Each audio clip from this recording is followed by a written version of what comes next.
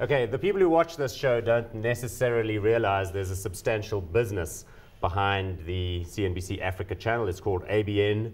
Why don't you just tell us a little bit about that again, and then we'll talk about the plans in a minute? Yeah, sure. ABN, Africa Business News, has a couple of international brands, best practice business journalism brands within its stable. Within it's at CNBC Africa, Forbes Africa. We've also launched ABN Productions and ABN Media Training. And there's also a media institute for the training of financial journalists. It's actually a foundation, and it's all established to play in this core market of business journalism and business news journalism. Right. It doesn't mean there's no room for expansion, but in a nutshell, that's what it is. And the target market is sub-Saharan Africa? It's West Africa, it's East Africa, Southern Africa, the whole caboodle. Well, sub-Saharan Africa, primarily because of the license conditions of NBC Universal or CNBC globally.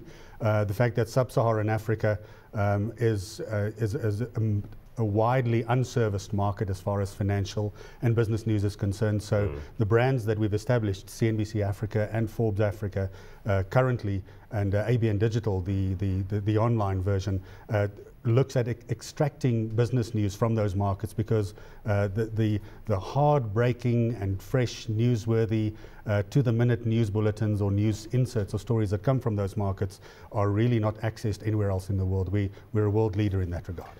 I mean, that's a good point, and I'd like you just to spell that out, because sometimes people watch the channel here, CNBC Africa, and they can't understand why you've got these pieces from Europe, pieces from the US, and who makes the decisions with regard to, like, when you're watching New York, when you're watching London, when you're watching Joburg, when you're watching Lagos, when you're watching Nairobi. Just explain to us how that gets all worked out. Well, you understand the world is a global village, and CNBC early on in its strategy knew that what you need to do in order to develop world markets is to be present in local markets. So for that matter, there's CNBC in Asia. It's no longer called CNBC Asia, but there's also CNBC in Asia. And Asia has a whole lot of affiliates. There's China, there's Japan, there's Australia, Singapore, there's India, Pakistan, and then you also have the Middle East, which jolts between Europe and CNBC in Asia. And then you have CNBC Europe, which used to be called CNBC Europe. It's part of CNBC International now. But it has all the countries like France, Germany, where some of the big trouble's been happening in the past few months as well. They have a presence on the ground in those markets. In Italy, it has a very strong presence. Poland, France, Spain, Portugal. So some of those satellite offices, but then the cash cow of the operation globally is obviously CNBC in the US, which is a pay TV model. And in the rest of the world, CNBC Africa forms part of a separately registered affiliate, which we run our own business down here in sub-Saharan Africa. We have an arm's length relationship with them editorially and commercially. So, but the reason why when you watch CNBC on a 24-hour cycle and you get the East in the morning, you get Asia in the East, you get Europe during the middle of the day, and you get US towards the afternoon and the evening, is to give the viewer or the investor, wherever they sit in the world, and whether it be at a top hotel in Johannesburg or in Lagos or in Nairobi or in London, is an overall perspective of the global trading day, because, as I said when we started out this discussion, the world's a global village. So CNBC Africa now plays the vital and important African part of that debate globally every day. And that is the strength of it. I mean, I've always been involved with it as an investor, and you're absolutely right. When you wake up in the morning early here, the Asian trading day is relatively advanced. You're interested in knowing where BHP Billiton is traded in Australia, because that's going to determine where we open. And then at the same time, it's great that in recent years we've been able to get these inputs from Lagos and from East Africa as well. So you're starting to see that as well. And that's the real strength of it. Huh? Yeah, and also, I mean, look at the way global markets have basically been hit by a recession over the past 3-4 years. And whereas initially every single African investor or South African investor was totally hypnotized and mesmerized by the European market every day, dual listed stocks between Johannesburg and London. Today, even the European investors are asking, what's the interesting story in Africa? So it means that the story from here is becoming increasingly important as the economies in the rest of the world are starting to deal with their own internal issues and their own internal market pressures. Yeah. Okay, and then tactically, you're referring to the fact that it's not just the broadcast television platform footprint, there are all these other things.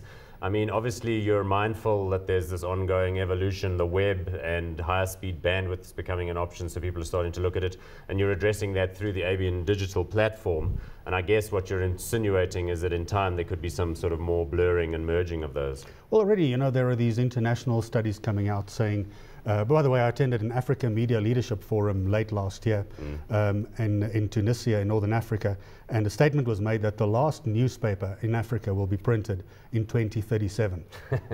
Now, based on current trends? Well, based on current trends, because more and more people, even at schools, you see schools are converging with technology, and textbooks are becoming readily available on handheld devices. Yeah. Now, the way people consume media, even the way that people consume television, is going to change, and companies like ourselves, you know, see ourselves at the forefront of changing with that quickly, with speed, with agility, and you know, we intend to be nimble in that environment to absolutely be sure that you capture the customer's attention, and you keep that customer's attention because you give them vital and critical information.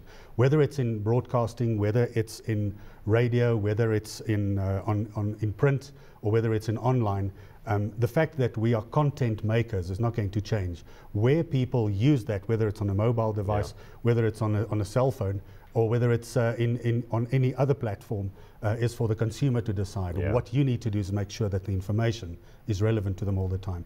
Online is probably going to play the biggest convergence role in the next, say, 10 to 20 years in this media space. And companies need to adapt. And I think many media companies perhaps are not adapting fast enough and are paying the price for it globally. Yeah.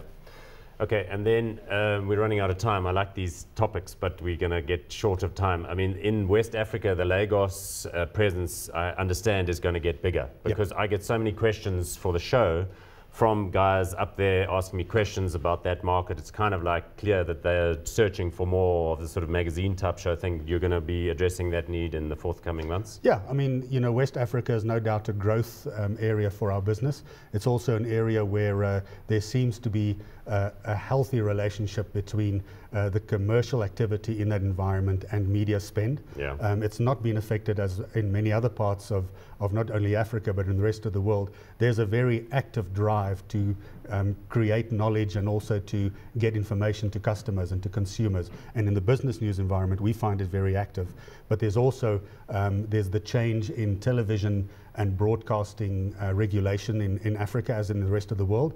So digital technology is also driving big change in delivery platforms, and that's where digital terrestrial television will probably change and make available to ordinary consumers more content. And as a content maker, that's where we see a major gap.